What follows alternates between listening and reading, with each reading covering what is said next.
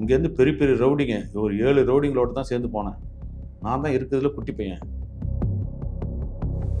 இந்த 2-3 வருஷத்தில் ஒருத்தராக எல்லாரும் இறந்துட்டாங்க.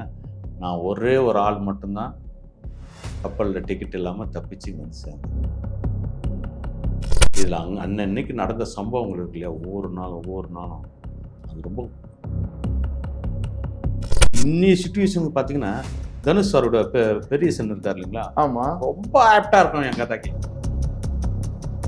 Upcoming hero. ஏன்னா என் கதைக்கு ரொம்ப சின்ன பையன் தான் தேவை. ஒரு 16-17 வயசு, மீசை அப்படி அரும் மீசை முளைச்ச மாதிரி இருந்தால் போதும்.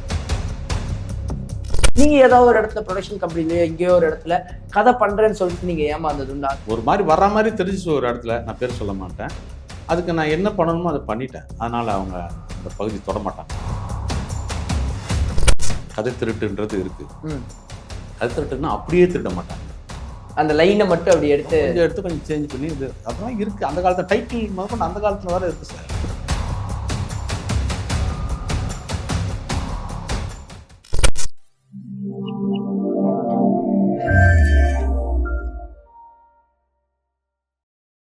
ஏன் கூட இன்னைக்கு காக்கா கோபால் சார் இருக்காரு. அவர்கிட்ட நிறைய விஷயங்கள் அவரை பத்தியும் சினிமா பத்தியும் பேச போறோம். வாங்க பேசலாம். வணக்கம் சார். வணக்கம். முதல்ல டேக் 1 தமிழ் சேனல் நேயர்களுக்கு என் பணிவான வணக்கங்கள். சார், இப்போ சினிமா வாய்ப்புகள் எல்லாம் தாண்டி சினிமாவுக்கு வர்றதுக்கு முன்னாடி கோபால் சார் என்னவா இருந்தாரு? யார்? ஒரு 16 வயசுல நான் அந்தமான் போயிட்டு 21 வயசுல தான் சென்னைக்கு வந்தேன். ஏன்னா இது நான் வந்து என்னுடைய ரொம்ப கஷ்டப்பட்ட ஒரு ஆக்சுவலாக ஒரே லைனில் சொல்லணும்னா, இங்கேருந்து பெரிய பெரிய ரவுடிங்க ஒரு 7 ரவுடிங்களோட தான் சேர்ந்து போனேன். நான் தான் இருக்கிறதுல குட்டி பையன், 16 வயசு பையன். ஒன்றும் வெளி உலகம்லாம் ஒன்றும் தெரியாது, இங்கிலீஷ் நாலேஜ் கிடையாது, லாங்குவேஜ் தெரியாது, ஹிந்தியெல்லாம். அவனுங்கெல்லாம் பெரிய பெரிய பெரிய பெரிய ரவுடிங்க. எல்லாம் 30 வயசு 28 வயசு அந்த மாதிரி இருக்கக்கூடிய ஆட்கள். ஆனால் அந்தமான் போனதுலேருந்து அந்த 2-3 வருஷத்தில் ஒருத்தராக எல்லாரும் இறந்துட்டாங்க. நான் ஒரே ஒரு ஆள் மட்டும்தான் கப்பலில் டிக்கெட் இல்லாமல் தப்பிச்சு வந்து சேர்ந்தேன். இதுதான். இதில் அன்னன்னைக்கு நடந்த சம்பவங்கள் இருக்கு இல்லையா, ஒவ்வொரு நாளும் அது ரொம்ப கொடுமையாக இருக்கும். ஒவ்வொரு நாளும் நான் அந்தமான் காட்டில் இருக்கும்போதெல்லாம் ஜர்வாஸ் ஆதிவாசிகள் அவங்க அந்த காட்டில் தான் இருக்காங்க. போட் பிளேயர் சிட்டியில் இல்லை. நாங்களாம் போட் பிளேயர்லேயே கிடையாது. போட் பிளேயர் மிஞ்சி போனால் ஒரு 2 வாரம் தான் இருந்திருப்போம். நாங்கள் இருந்ததெல்லாம் ரொம்ப தூரம். கேம்பிள் பேன்னு கடைசி தீவு. அந்தமானில் ஒரு 5 தீவு இருக்குது. அதில் கேம்பிள் பேன்றது கடைசி. அதுதான் இந்தோனேஷியா, சிங்கப்பூர் அதெல்லாம் நைட்டில் லைட் வெளிச்சம் தெரியும். எப்படி நம்ம தனுஷ்கோடியில் சொன்னோம்னா ஸ்ரீலங்கா நைட்டு பனிகாலம் இல்லாமல் இருந்தால் தெரியும் இல்லைங்களா, அது மாதிரி. அவ்வளோ பெரிய ஸ்ட்ரகிள்க்கு அப்புறம் தான் தினமும் சார், தினமும் அந்தமான் காட்டிலெல்லாம் என்ன சொல்கிறது, பாம்புக்கெல்லாம் பயப்பட வேண்டியதே கிடையாது. அங்கே ஒரு பூரா ஒன்று வரும் மழை காலத்தில் இதுலேயே கொஞ்சம் ஈரப்பட்டால் கூட வந்துடும். அது தேலை விட விஷம். அது அடிச்சதுன்னா உடனே ஒரு 1 hour தான், அதுக்கப்புறம் ஆள் அவுட்டு. அதுக்கு தான் போட் பிளேயரில் தனி வார்டே வச்சுருக்காங்க. எனக்கெல்லாம் உண்மையிலே சொன்ன ஒரு அந்த வயசில் எனக்கு ஒரு வச்சு பட்டுருச்சு.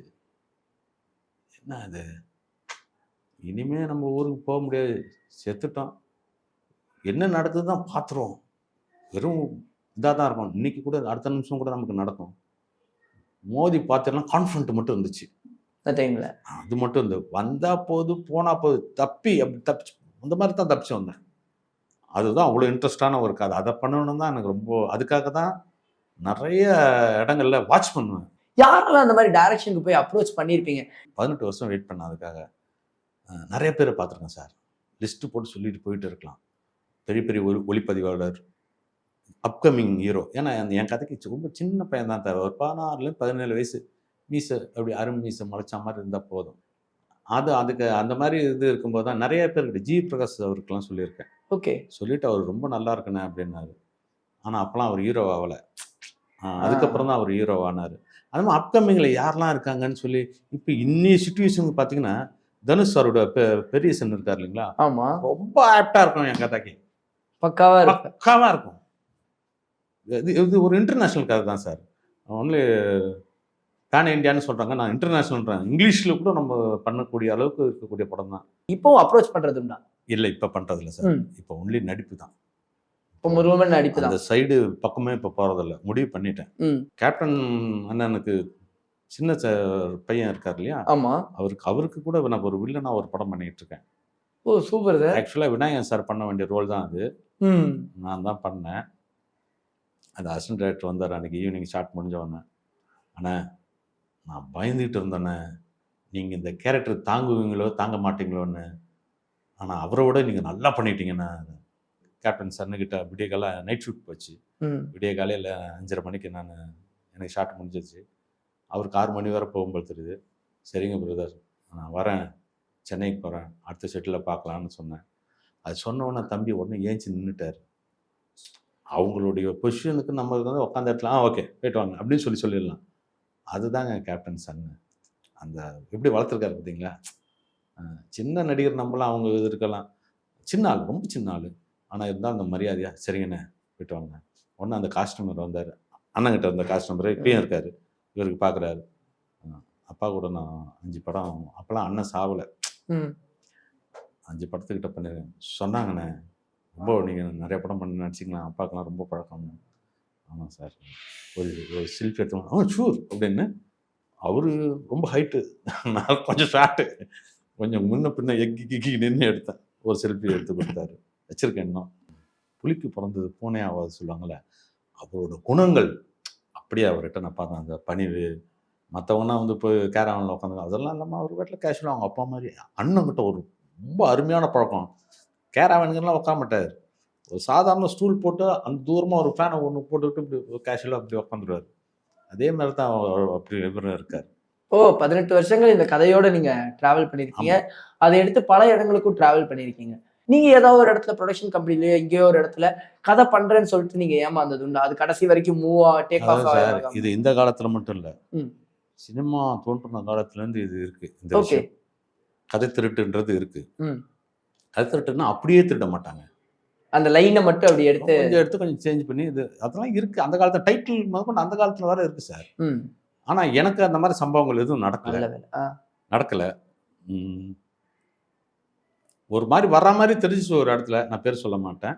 அதுக்கு நான் என்ன பண்ணணுமோ அதை பண்ணிட்டேன். அதனால அவங்க அந்த பகுதி தொட மாட்டாங்க. இப்போ நீங்க ஜென்ரேஷன் தாண்டி இந்த ஃபீல்டில் டிராவல் பண்றதுனால கேட்குறேன், இப்ப இருக்கிற டேரக்டருக்கும் அப்ப இருக்கிற டேரக்டருக்கும் என்ன டிஃபரன்ஸ் பாக்குறீங்க நீங்க? சார் அப்பெல்லாம் டேரக்டர்னா பயம் சார். எப்படி பயம்? ஆமா, டேரக்டர் வர்றதுன்னு இல்லை பயப்படுவாங்க. பெரிய ஹீரோ வந்து யாராக இருந்தாலும் சார் பயம். இப்போல்லாம் அப்கமிங்கில் இருக்கோம், ஜாலியாக ஃப்ரெண்டாக அண்ணா வாங்கண்ணா அப்படின்னு ஜாலியாக தான் பண்ணுறாங்க. அப்போல்லாம் வர இந்த மாதிரி டெக்னாலஜி கம்மி. ஃபிலிமில் வந்து மானிட்டர் கூட கிடையாது அப்போல்லாம். நடித்து முடிச்சுட்டா நடிகர்கள் அதே இடத்துல நிற்கணும். கட் டேரக்டர் சொல்லிட்டா போயிடக்கூடாது. அதுக்கப்புறம் டேரக்டர் ஏறி அந்த லென்ஸில் பார்ப்பார், கரெக்டாக நின்றுருக்காங்களா அப்படின்னு பார்த்துட்டு பக்கத்தில் நிற்பார். ஆனால் வந்து நடிப்பெலாம் முடிச்சிட்ட பிறகு லென்ஸில் பார்த்து ஃபோக்கஸ்லாம் கரெக்டாக இருக்கான்னு பார்த்துட்ட பிறகு தான் நம்ம வெளியே வரணும். இப்போ அப்படிலாம் அப்படி கிடையாது, ஜாலியாக பண்ணலாம், டென்ஷன் ஆக வேண்டிய வேலையே இல்லை. என்ன கூல்ண்ணே, ரிலாக்ஸாக பண்ணலாண்ணே. சிப் ஃபிலிம்னா அப்போ ஒவ்வொரு செகண்டுக்கும் பணங்கள் பறக்கும். ஆமாம், அதனால ரொம்ப பயம். அப்போலாம் ஒரு டேக்லேயே முடிச்சிடணும் அப்படின்னு. ஆனால் இன்னைக்கு நமக்கு அப்படி கிடையாது, டேக்ஸ் எடுத்துக்கலாம். இல்லை அவங்களே அண்ணே ரிலாக்ஸாக பண்ணணும், ஒன்றும் அவசரம் இல்லைண்ணே, 2-3 டேக் போய்க்கலாண்ணே. சரிங்க சார். அதனால வந்து இப்போ நல்லா இருக்கு. இந்த டிராவல்ல இந்த வெற்றி தோல்வி எல்லாம் பார்க்காம ஓடணும்னு ஒரு விஷயம் சொன்னீங்க. எப்பயாவது ஒரு தடவையாவது இந்த ஃபீல்டு வேணாண்டா, இது பல கஷ்டத்தை கொடுத்துருக்கே அப்படின்னு யோசிச்சதுண்டா? இல்லை இது வரைக்கும் யோசிச்சது. இன்னைய வர நல்ல கொஸ்டினா அது கேட்டீங்க. எனக்கு இதுவரை இந்த தொழிலை தவிர எனக்கு வேற எதுவும் போக மாட்டேன் சார். இவ்வளோ கஷ்டம் வந்தாலும் பரவாயில்ல, இதுதான். நாளைக்கே செத்தா கூட பரவாயில்ல, இந்த தொழில் தான் நம்ம. அதான் இன்னைக்கே ஒரு நாள் கிளிக் ஆகும் அந்த நம்பிக்கை. கண்டிப்பா. இந்த ஒரு பேட்டிக்கு ரொம்ப ரொம்ப நன்றி சார். பல விஷயங்கள் உங்க லைஃப்பை பத்தி, சினிமா பத்தி நிறைய பேசணும். இந்த ஒரு பேட்டி எனக்கு ரொம்பவே சிறப்பாக அமைஞ்சது சார். நன்றி. டேக் ஒன் தமிழ் சேனல் நேயர்களுக்கு நன்றி, வணக்கம்.